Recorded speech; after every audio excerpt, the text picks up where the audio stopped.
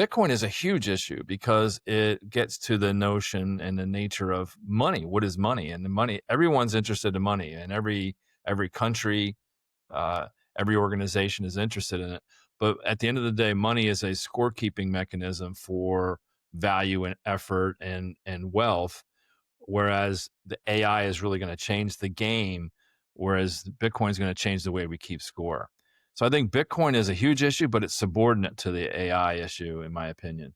When you look at the 5 to 10 years that you're kind of describing, the 2030, 2035, it would be, how does this world look when we have AI transforming how information is progressed, how the work is done, how everything is working? Like, if I look back just 3 years, how much it impacted my own life, how much it impacted this podcast even, it's tremendous. Like, if you rip away all the AI tools today, tomorrow I can't work. Like, literally, it's already that dependent, and I would need at least like a month or so to get back to where I was before AI, and this was just like a few years where it was completely changing it.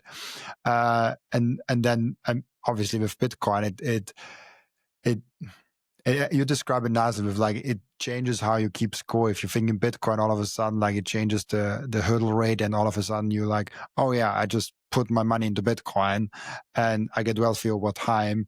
I get permissionless over time. It's easier and all of the rest of it. But it doesn't change.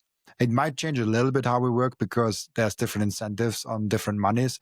But AI definitely has a bigger impact on my work already than Bitcoin has. Like, all the things that I do, I would probably do it in a similar way on a fiat standard, with a small change maybe, where when I was going all in on my podcasting, I didn't really had any income from the podcast. So I was like, I have Bitcoin, I can live from that.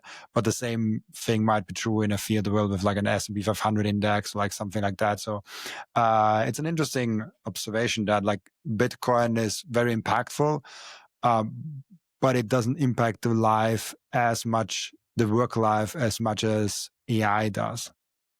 Yeah. So if we think of, so I started when I was showing you at the beginning, when our conversation, I wrote this book, Digital Labor. I was working in the consulting business, helping large firms deploy advanced technologies into their workflows through commercial contracts and things like that. And in around 2012 or so, I started to get exposed to, I would say, we didn't call it AI back then. It was mostly RPA and automation workflows and using software to complete tasks within a digital system. And we started to see software replace labor. So if you think of the globalization that came out of the late 1990s through the first, say, 15 years of the 2000s, we had this labor arbitrage going on where labor was moved to low-cost regions, and people took advantage of that labor arbitrage to outsource their work to foreign shores.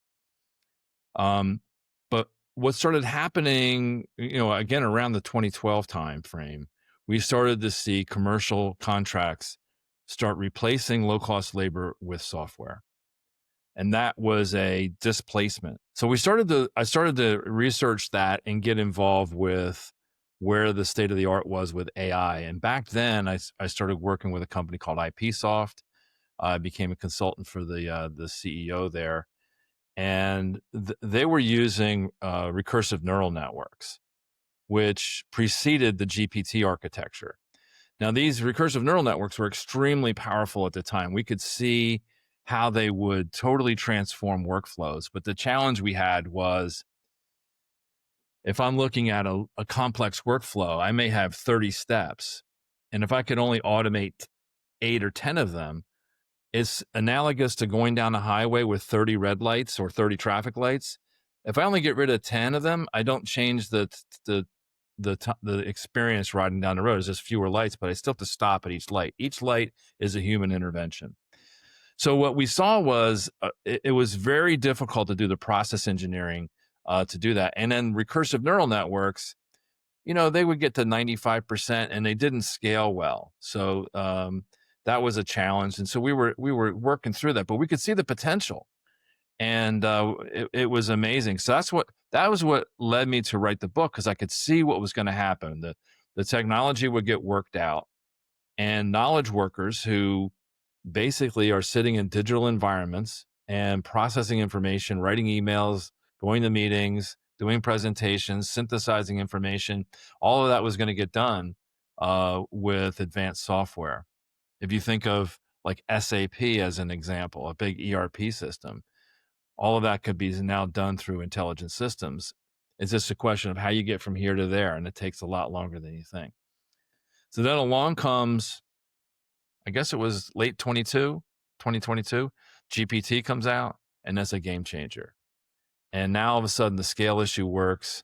We can, and they were able to scale it through this, through the attention mechanism and a thing called positional encoding, where they were able to do parallel ingestion of information and have context. So in the past, the recursive neural networks, what would happen is the information was ingested linearly, and as you added to the top of the stack, the bottom of the stack became hard to see. So it was called a gradient problem. And anyway, so you just, there's only so much you could remember. Now the GPT, the context windows are huge. You can load tremendous amount of information, and it's just amazing. So now we sit here and we're now in 2025, and we've experienced 2.5 years of just mind-blowing progression of where this is headed.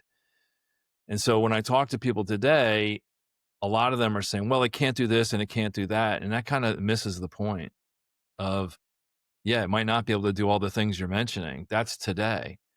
In 1 year, it'll be 10x what it is today.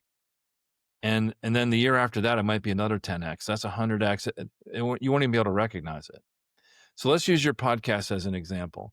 I know you're using the AI to help you be more productive and more effective.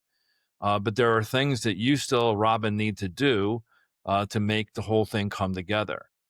You're using the AI at the tool layer, and you are the orchestrator, the conductor of this orchestra.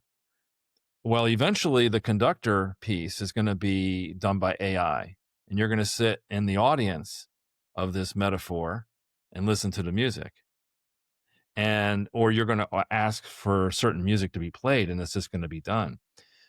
So this multi-layer architecture is going to change things tremendously. The term is agentic AI, or AI orchestrations, where you're going to have multiple AIs working in a system. And it's, again, going to be a tremendous game changer. And that's when you're going to start to see jobs get really impacted, a big deal. So now we're thinking, okay, now what happens if we start to see unemployment tick up to 5, 8, 10%, 12%? At what point is there a political reaction? I would probably, if I had to guess, I'd say 10%. 10% unemployment, we start to see political reaction to this. Do you think I will be able to replace myself as a host of the show? Well, technically you can. So technically we could create a Robin avatar that that looks just like you on screen, that has your voice intonations and the way you answer questions and do things.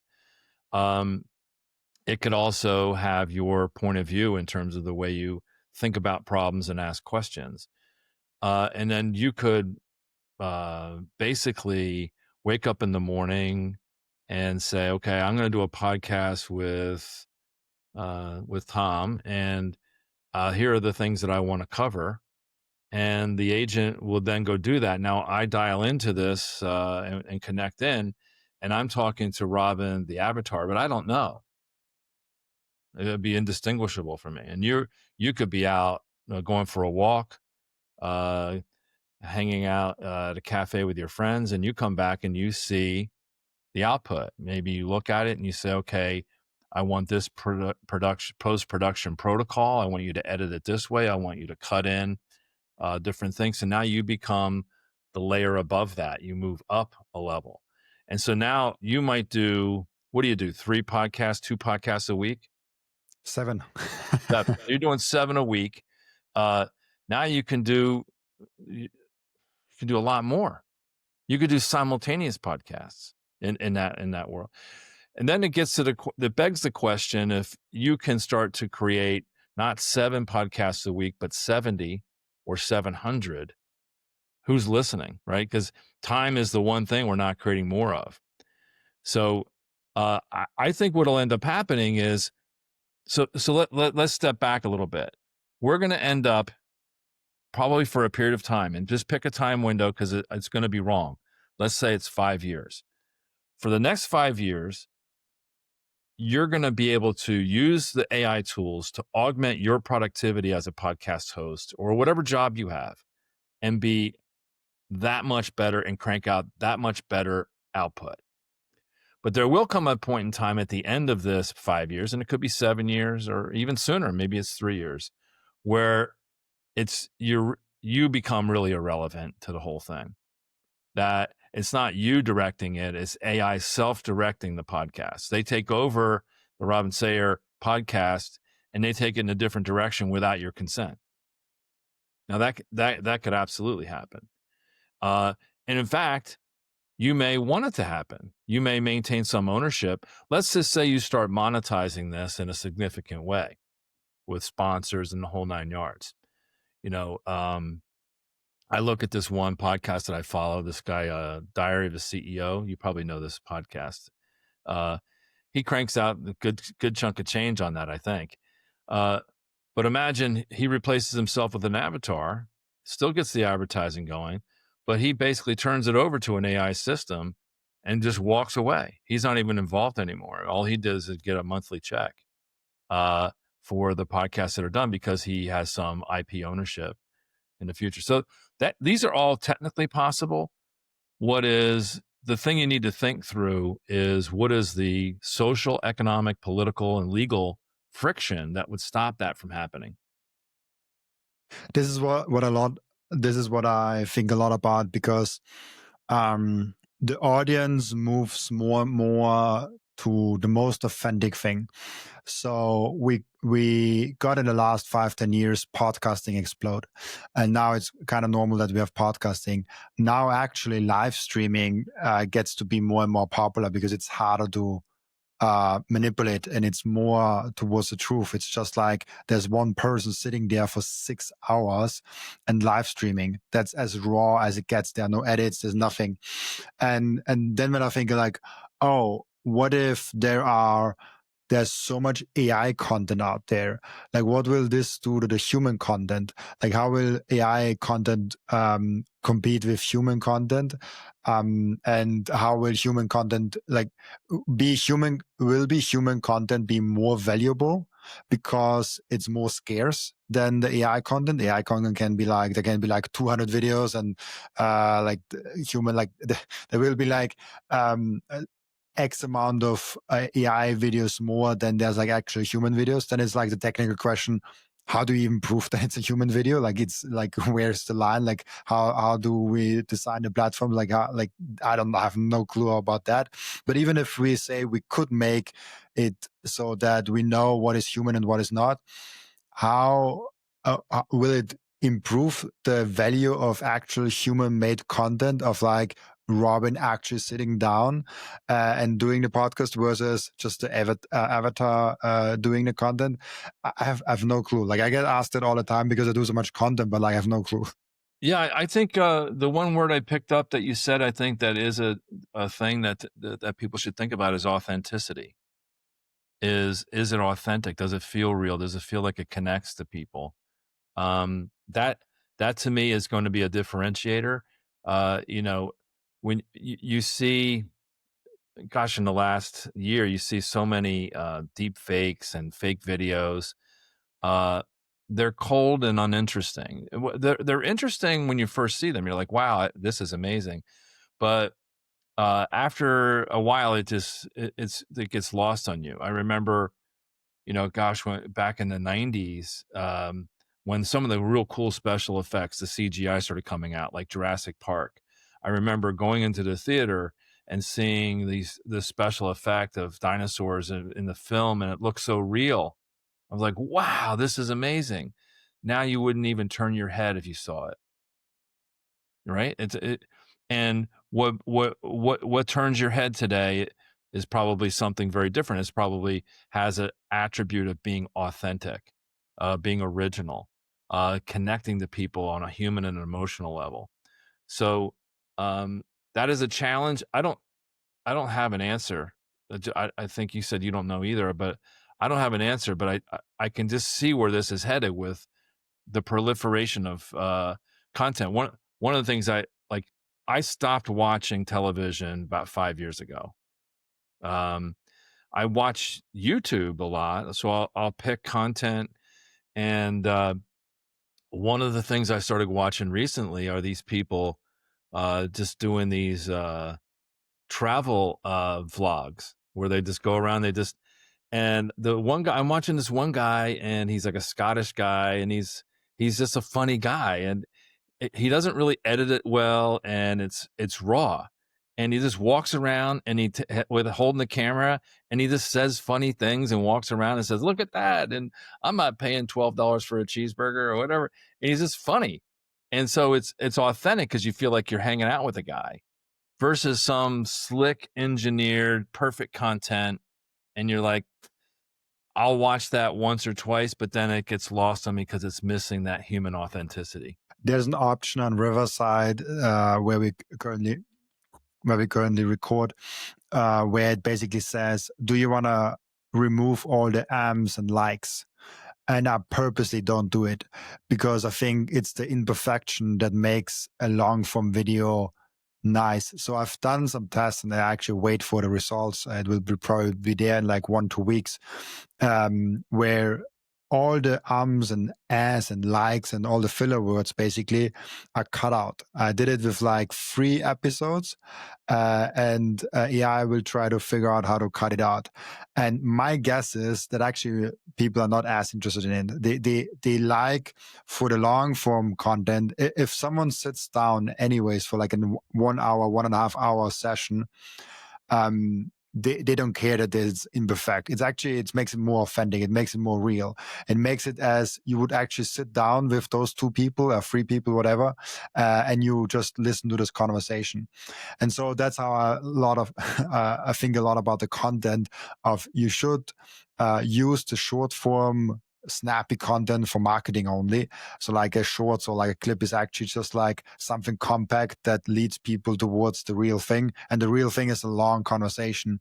And I'm actually looking more and more into live streaming, and I will start live streaming in about 2 weeks, because I think this is where we, in the medium term at least, go. There was a charity football match going on, and there were like a promise like TV things, Hollywood stars invited. There were streamers invited, live streamers. There were YouTubers, podcasters. There were short form content creators started, and it was fun to watch how loud people applaud and how big of a fans they are.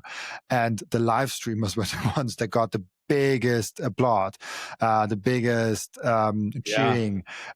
But it's very clear why. If you follow someone that does TikTok content, you maybe watch them like 2 minutes a day. If you watch someone on a live stream going 4 or 5 hours playing with them some video game, that's a real connection. You see one of Yeah. your best friends up there. And so I think this is the thing where I'm like, can AI create this authenticity on its own and create an avatar that feels authentic and not cold but warm, that sits with you 5 hours and plays video games? Like I like I have no clue, but that would be fun if this is possible. There was a movie that came out by Spike Jones in 2013 called Her. It had Joaquin Phoenix, and Scarlett Johansson was the operating system. Now, it won the New York Film Festival and was nominated for Academy Award for Best Picture at the time. So it's a maybe 12-year-old movie, but it gives you an indication of what is possible. Where could the technology go? And in this case, the technology was felt extremely authentic uh, to the user at this time. The guy falls in love with his operating system. Is at some level, it's kind of creepy, um, but it was also credible. Meaning, you watch it, it's like this is actually a credible story, we're seeing the beginning of it being possible now. So, you know, I I think through all of these progressions, and I spend a lot of time in Bitcoin, and I try to link it together. What is it? How does it all play out? And I think one of the issues is going to be as AI becomes so powerful. What is the reaction of the nation state? Are and you're familiar with Jason Lowry? Yeah, like he's a great guy. I would love for him to do more interviews again in Bitcoin. I think he has been kind of quiet. Yeah, well, I would interpret him being quiet as a signal. Do you know what I mean? So He's busy. He's busy. he's busy, and he's probably not allowed to talk, right? Because he's still an active military. But what I would say is, imagine the AI dominating the space of compute and intelligence, but the nation state still having analog kinetic power. So imagine the nation state and AI being in conflict, right?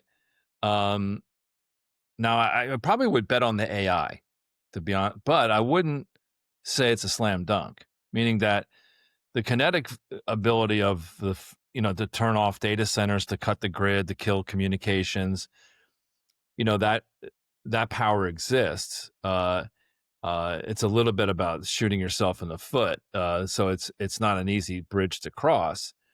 But I can see situations where AI and a nation state start to conflict, and then nation states fighting each other over AI and AI dominance. So you can see an emergence of East versus West, China versus the US on an AI race. And it's very interesting to think through the scenarios there. Thank you for watching this video. This was only a snippet of the podcast. And if you want to watch the full episode and get all of the context of this episode, you can click right here or here. Oh, maybe also here.